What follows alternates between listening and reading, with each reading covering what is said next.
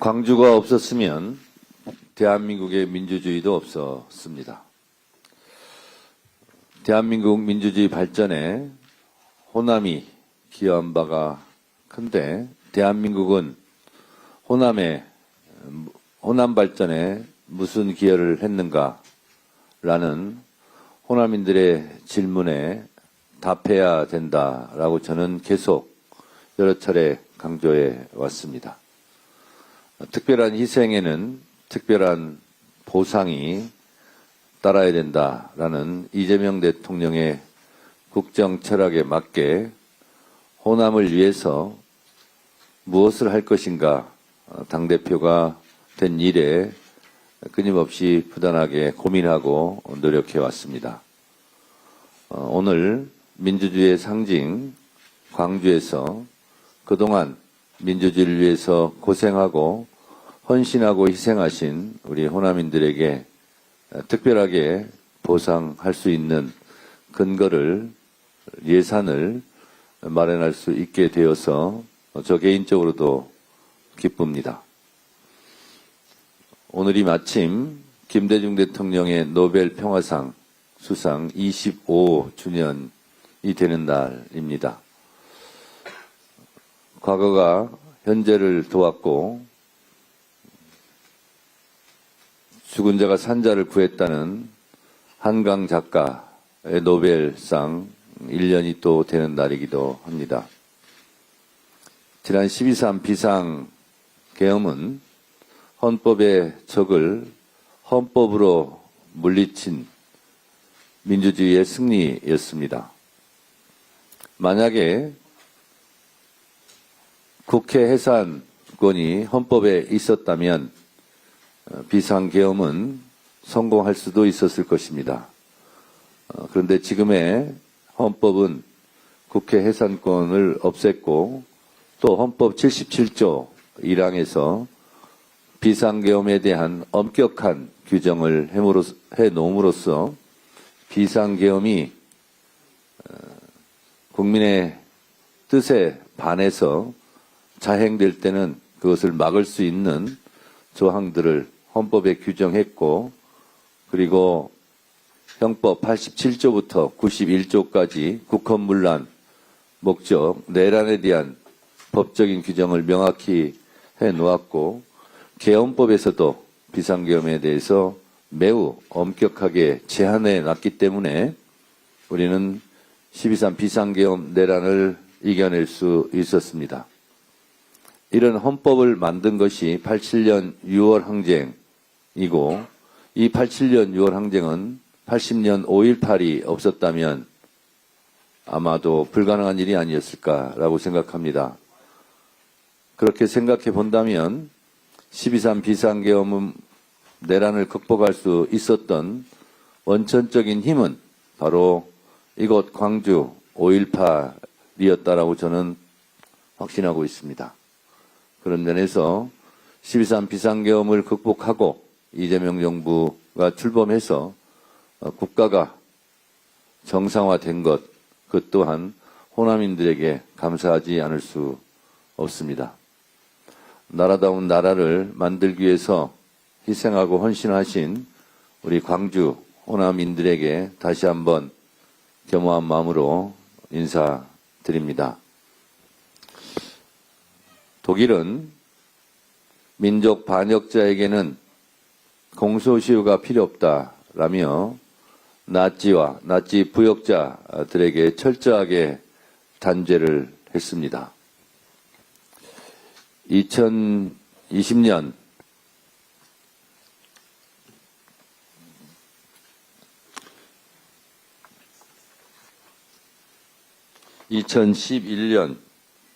독일은 소비보르 수용소 경비병 출신이었던 91세의 남성에 대해 살인방조 혐의를 적용하여 징역 5년을 선고했고 2022년 슈트트호프 수용소장을 비서를 지냈던 90세의 여성에 대해 수용소장의 학살 명령을 문서로 작성한 혐의를 물어 징역 2년에 집행유예 2년을 선고했습니다. 독일은 나치 전범뿐만 아니라 단순 보조, 방임 등의 소극적 행위에 대해서도 끊임없이 추적해서 여지없이 단죄하고 있습니다. 독일은 어두운 과거를 결코 회피하지 않았습니다. 제2차 세계대전 직후 나치당을 공식 해체시켰고 나치 전범과 조력자들을 낱낱이 재판대에 세워서 엄중히 단죄했습니다. 사법청산 이후에는 경제적 청산도 뒤따랐습니다. 1953년 나치 희생자 보상법을 제정해 피해자와 희생자들에 대한 공식 보상과 명예회복을 위해 노력했습니다.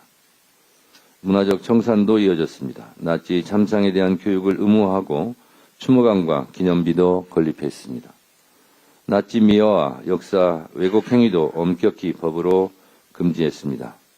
이를 통해 독일 국민은 어두운 과거와 결별하고 미래로 나아갈 수 있었고 이제는 국제사회로부터 정당한 정의 구현의 정석으로 평가받고 있습니다. 우리도 독일처럼 해야 됩니다. 1단계 사법적 청산 이후 2단계 경제적 청산 그리고 3단계 문화적 청산까지 흔들림 없이 나아가야 합니다.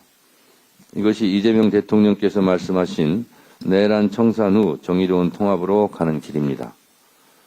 그러나 우리는 아직 1단계 사법적 청산도 시작에 불과한 수준이고 사법부의 방해 책동도 우리는 보고 있습니다. 더불어민주당이 내란 전담 재판부와 2차 종합특검 등 가용할 수 있는 모든 방법을 동원하여 아직도 지속되고 있고 아직도 준동하고 있는 내란 세력에 대한 완전한 척결을 위해 노력해야 할 것입니다. 더욱 단호한 자세로 내란 단죄를 발본색원하고 다시는 이 땅에 친위 구태타와 비상계엄, 내란 같은 일이 일어나서는 안 되고 꿈도 못 꾸게 해야 할 것입니다. 민주주의 도시 광주를 찾아 다시금 확실한 내란 청산을 통한 민주주의 헌정질서 회복을 다짐합니다. 그리고 5.18 광주 민주화 운동에 대해서도 마지막 단 한 명의 유공자와 희생자까지도 찾아내서 국가 차원의 보상과 위로, 명예회복을 해드려야 한다고 다짐합니다.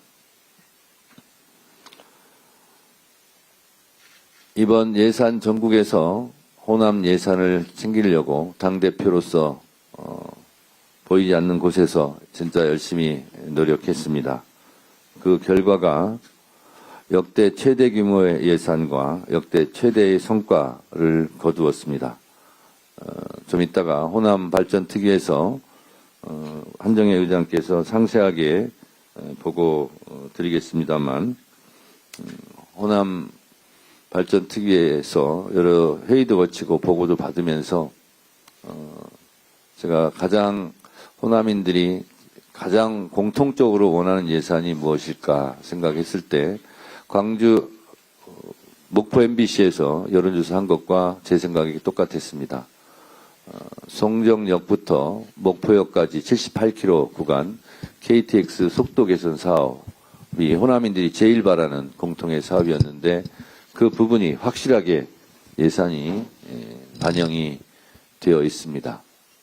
그리고 광주시에서도 계속 난항을 거듭했던 어려웠던 예산 5.18 구묘역 정비 문제 그리고 적십자병원 그리고 탄약고 이전 등 오랫동안 광주 시민들께서 수건사업으로 여겼던 부분들이 예산이 반영이 되어서 저 개인적으로도 기쁘고 광주 시민들에게 그래도 얼굴을 뵐 면목이 생겼다라는 보고 말씀드립니다.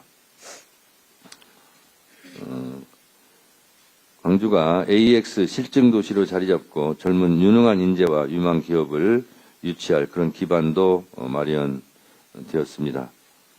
1634억 원 규모의 AI 예산이 확보되었다는 말씀 드리고 특히 광주 송정에서 순천 경전선 전철화 사업비도 50억 원이 증액되어서 1722억 원이 확보되었다는 보고 말씀 드립니다. 예산이 크지는 않지만 말씀드린 대로 구묘역 정비사업 적십사병원 보존 활용 사업은 최초로 국비가 투입되는 것으로 알고 있습니다. 이 모든 것이 우리 광주와 호남 여러분들의 열망이 하늘을 움직였다라고 생각을 합니다. 이 과정에서 수고를 아끼지 않은 우리 한병도 예결산 위원장, 이소영 간사, 그리고 한정혜 정책위 의장, 김병기 원내대표, 부대표들에 대해서 제가 감사를 드렸고, 특별히 이렇게 예산을 챙기는 데 수고를 아끼지 않은 이 분들께 당대표 1급 포상도 하기로 이미 결정을 한 바 있습니다. 짧게 한 말씀 더 드리면, 제가 지난 전당대회 때 억울한 컷오프도 없애겠다. 그리고 호남발전 특위를 만들어서 호남인들의 한을 좀 풀어드리겠다 하고 제가 공약을 했었는데 그 공약을 작게나마 지킬 수 있어서 개인적으로도 많은 보람을 느끼고 있습니다.